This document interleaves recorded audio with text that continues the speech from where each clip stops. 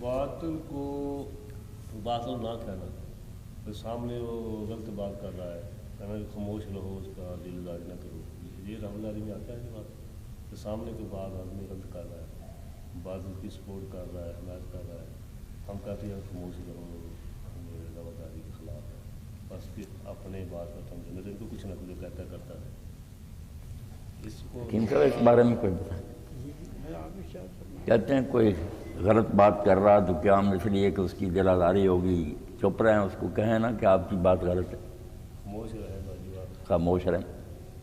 حق پر باطل کا پردہ نہ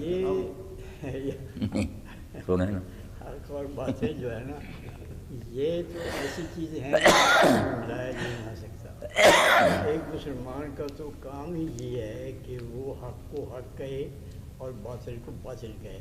اب یہ ہے کہ اس حق کو حق جو ہے وہ کس سٹیج پر کس طرح سے کہے، یہ حکمت ہے. جس طرح کہ قرآن مجید میں مولانا بھی اس کو کیا ہے، وہ تو ربک بالحکمہ والموعظۃ الحسنہ وجادلہم باللتی ہی احسن.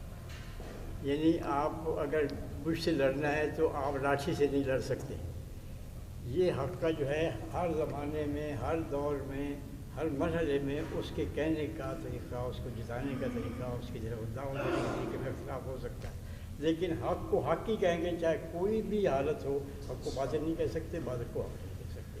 اور اسی لیے پھر یہ شہادتیں ہوئیں، اسی لیے ایذا ثانیہ جو ہوئی ان کو سب کو برداشت کیا گیا اور سارے نقصان بھی اٹھائے گئے کہ حق کو حق کہتے تھے. ورنہ حق کو اگر وہ خاموش ہی رہتے شاید ان کو کوئی تکلیف نہ ہوتی. حق کو حق کہا انہوں نے تو ساری مصیبتیں اور ساری حسبتم تدخلوا الجنہ کہ تم جنت میں داخل ہو جائے، اور حالانکہ تم پر وہ تو مصیبتیں آئی نہیں جو پہلے لوگوں پہ آئی تھی. کس لیے آتی تھی وہ مصیبت؟ وہ جو وہ بروج والے تھے جو کہ خندق کو بیٹھے ہوئے تھے اور ان کو اٹھا اٹھا کے آگ میں پھینک رہے تھے، وہ حق کی خاطر ان کو آگ میں پھینک رہے تھے نا. وہ برداشت نہیں کرتے تھے، وہ حق کہتے تھے. ان کو بھری ہوئی خندقوں کو آگ سے جو بھری ہوئی تھی ان میں ڈال رہے تھے.